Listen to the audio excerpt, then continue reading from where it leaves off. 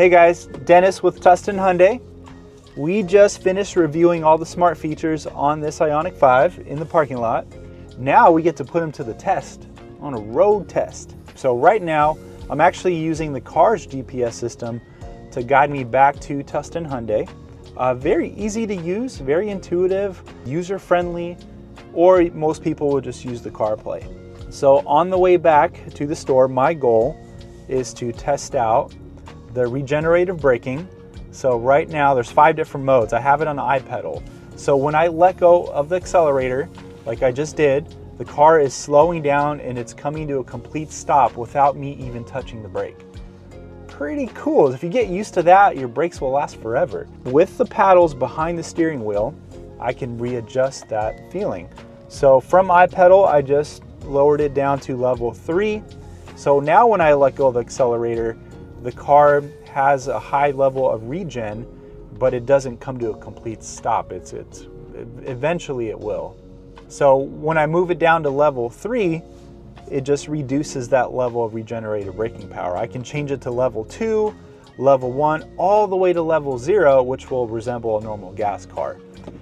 So when you let go of the accelerator, it's going to keep on coasting like a normal gas car.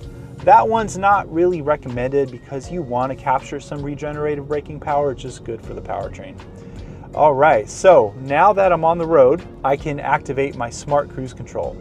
I can push the cruise button, adjust my speed, and the radar symbol will adjust how close or how far I want to be with the car in front of me, and the car just takes over. Coming up to a red light, so I have to turn that one off. It won't stop at red lights, so be careful out there.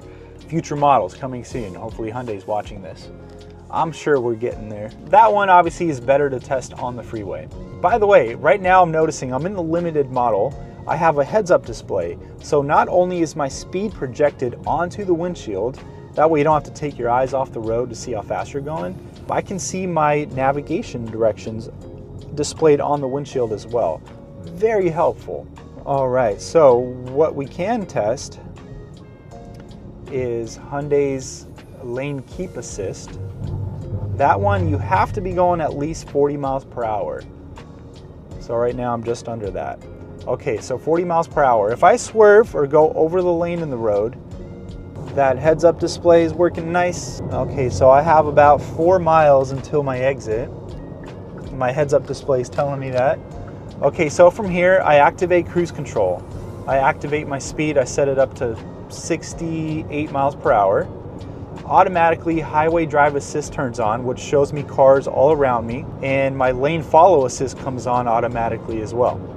So now my hands are off the wheel. The camera is reading the lines on the road, and the car is self-driving itself.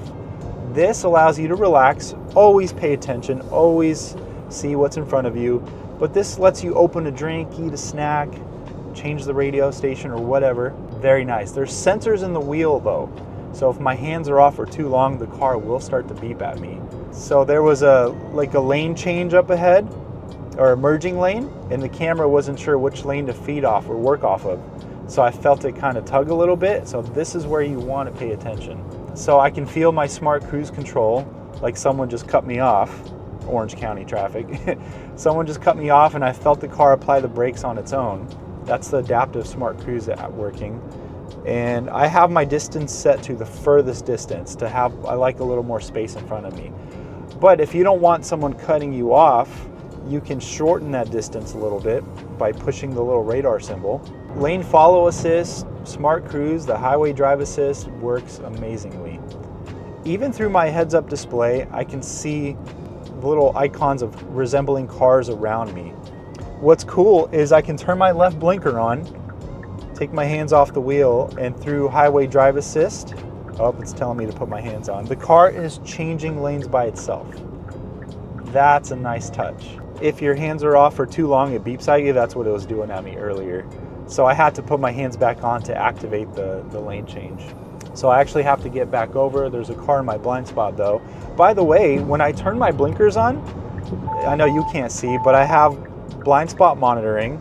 If you notice, my blind spot alert started beeping at me because there was a car there, and I'm driving through some heavy traffic here. My exit's coming up, so I'm going to turn my smart cruise control off. turn my lane follow assist off. Now I'm in control.